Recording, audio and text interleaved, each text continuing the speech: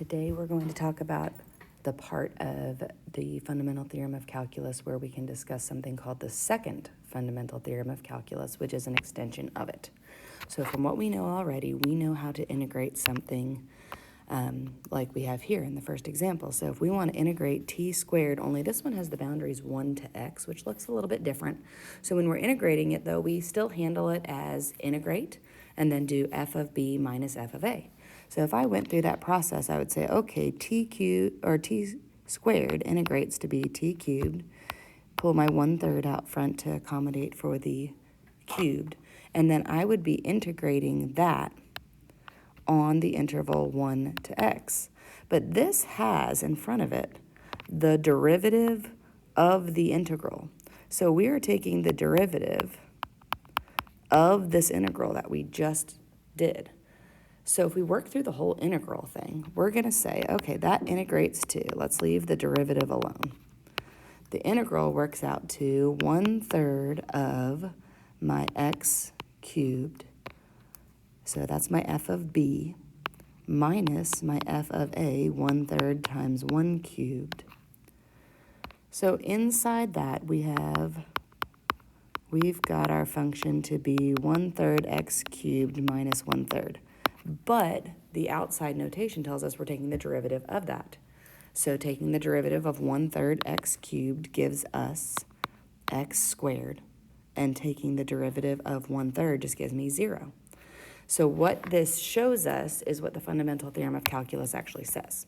If I take the derivative of an integral from a number a to b, I'm just going to work out to my original function that I was given. In this case, it was t squared. I just worked out to x squared because of the x there. So the second fundamental theorem of calculus says that if you take the derivative of an integral from a to x of f of t dt, you will get back out f of x, whatever that variable is at the top. So if I think about that in other contexts, that's just if it's from a number a to just an x. So if I think about it in other contexts, does it extend to work for the derivative of the integral from pi over 6 to x squared of cosine of x, or cosine of t dt? Well, let's just see.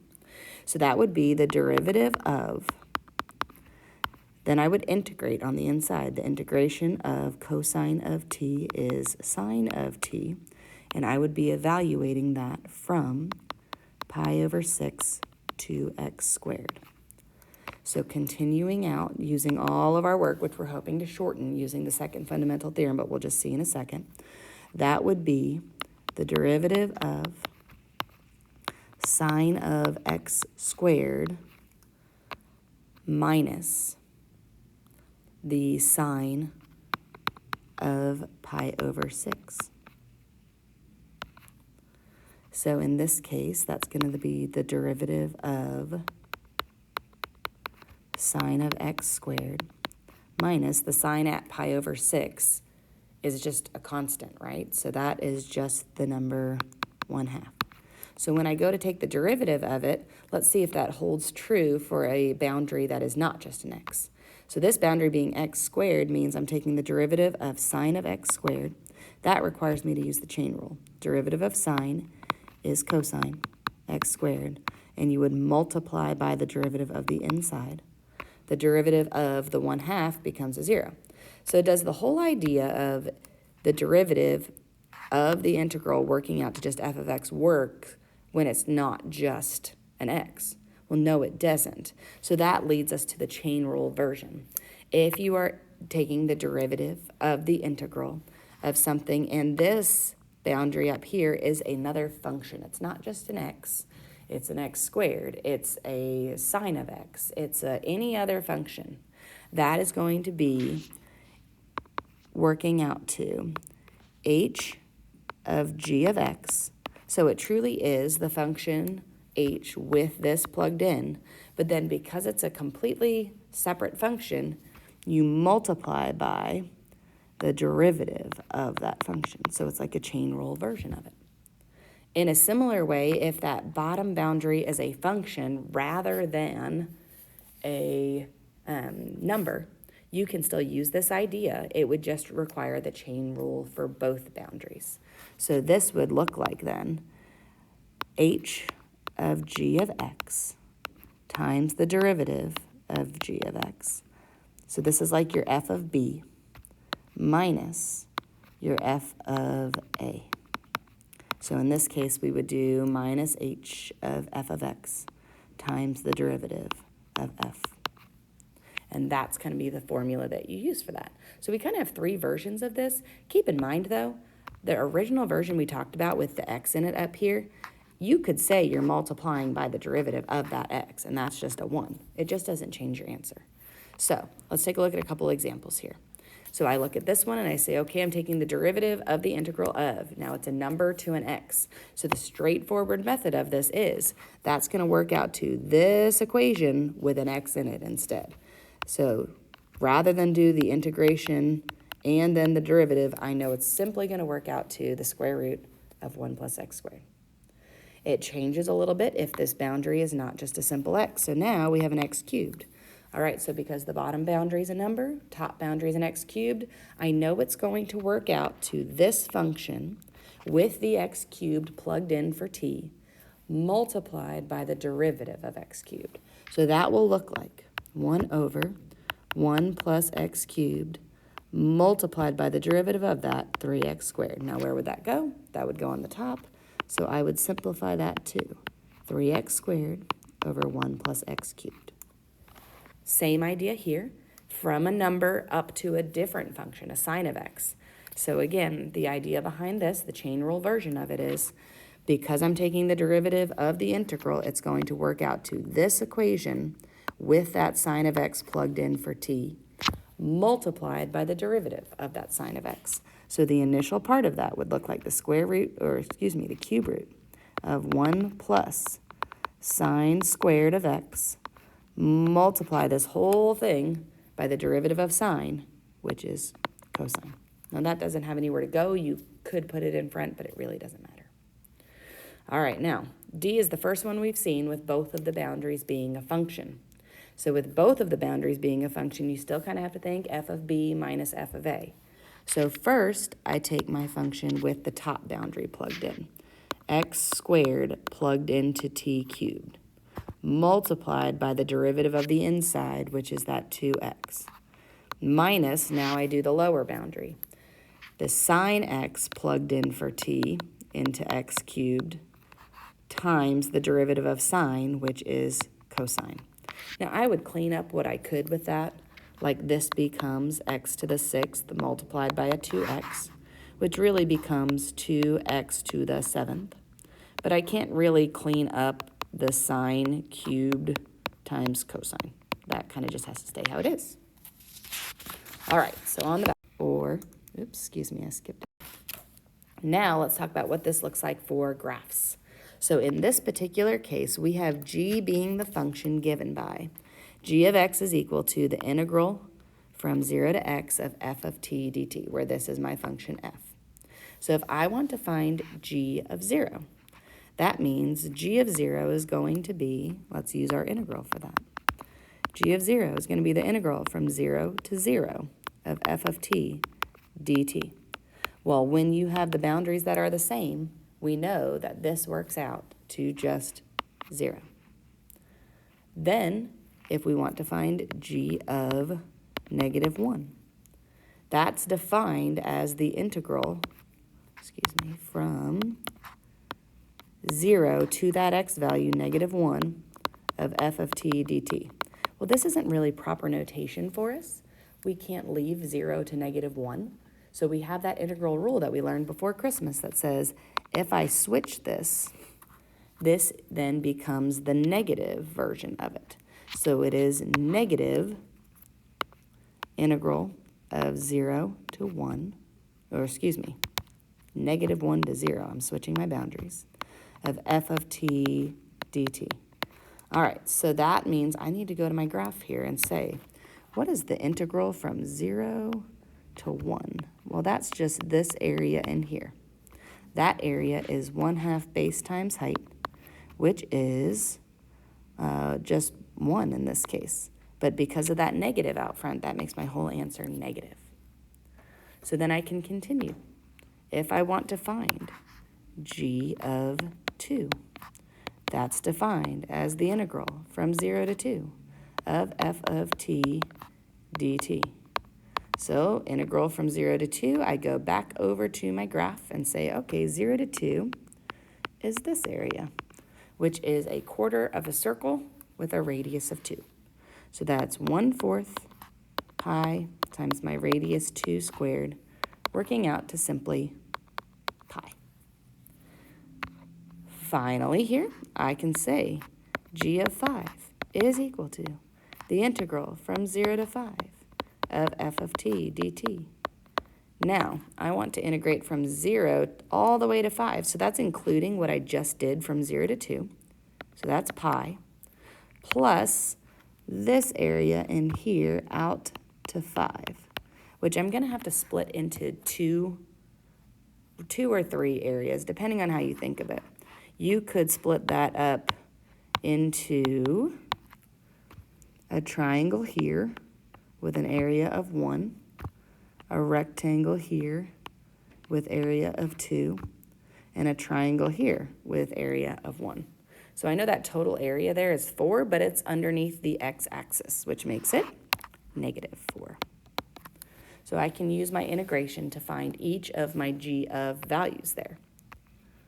If we then want to know all values of x on the open interval -1 to 5 at which g has a relative maximum, let's remind ourselves of that language there. Relative maximum happens when what? When the derivative g prime of x is equal to 0 or undefined. In fact, it's not just where it equals 0 or undefined, but because it's a maximum, it's where g prime changes from positive to negative. So because we're looking specifically at that, let's see. This graph is f, right? G is defined to be the integral from 0 to x of f of t dt. So what is g prime of x? Well, g prime of x is the derivative, d dx, of g of x. So this is where this kind of pulls together with what we were doing on the previous page. It's the derivative of the integral from 0 to x of f of t dt. Well, what that means for us on a graph is if this g prime of x is the derivative of the integral, isn't that just f of x according to what we talked about? So that's telling us that g prime is f of x, what we have up here. So if we want to know where g prime of x changes from positive to negative, I need to treat this like a number line. Here's my derivative, g prime of x. Where's the only place that it hits 0 on this? So the derivative hits 0 at 2. So the only place that this is going to change from positive to negative, because my derivative is positive all before 2, negative after 2, is going to be exactly at 2. So now our reasoning for this, because we're given f of x and we need the reasoning for that, we have to show this. So we will say g of x has a relative max at x equals 2. Because, now we know it's because g prime changes from positive to negative, but it's good to throw in there that you know g prime is equal to f of x.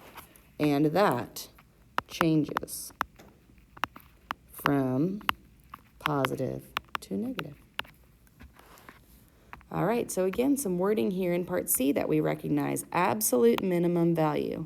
So to review what this means for us, an absolute minimum is the ones where we find the derivative, find the critical numbers where it hits 0. We already did that in the last problem. The critical number happens at x equals 2.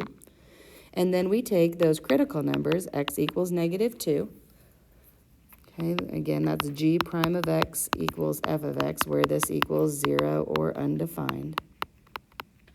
Okay, that happens at -2, and then we take and we plug in the critical numbers that are within the interval as well as the endpoints on the interval. So we only have one critical number.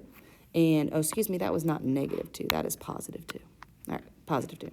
So we're going to plug in g of our critical number 2. We're going to also plug in the endpoints, g of -1 and g of 5, to the actual function. So now I'm going back up to use my definition of g of x. Oh, look, didn't we plug in a bunch of those numbers in part A? We did. We know g of 2 already is pi. We know g of -1 already. That is -1. We know g of 5 already. That is pi minus 4. Now, to know which one is the absolute minimum, we have to know which one is the lowest. Now remember, pi is about 3.14. So this is going to be slightly below 0, but it's not going to be as low as -1. So our absolute minimum, we will say, g of x has an absolute minimum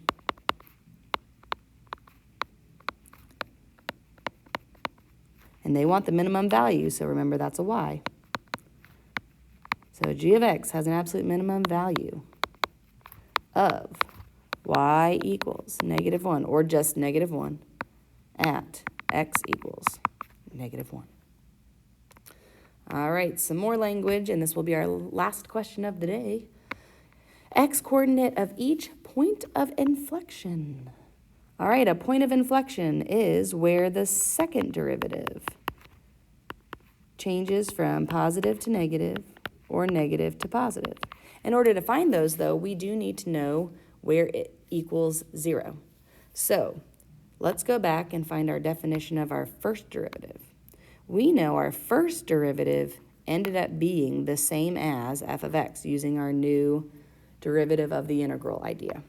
So if my first derivative is equal to f of x, my second derivative is going to be equal to f prime of x. So my second derivative is equal to my f prime of x. Because that is equal to my f prime of x, I need to think about where my original f of x would, then the derivative of that would equal 0 or undefined. So that's going to happen where my f of x function changes from increasing to decreasing or decreasing to increasing.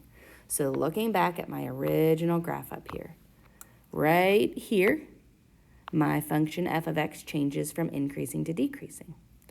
That is at an x value of 0. Right here, my f of x changes from decreasing to increasing. That is at an x of 3. So because we're going to use that reasoning, we will say we have points of inflection at x equals 0 and 3. And our reasoning would be because g prime of x equals f of x changes from increasing to decreasing or decreasing to increasing.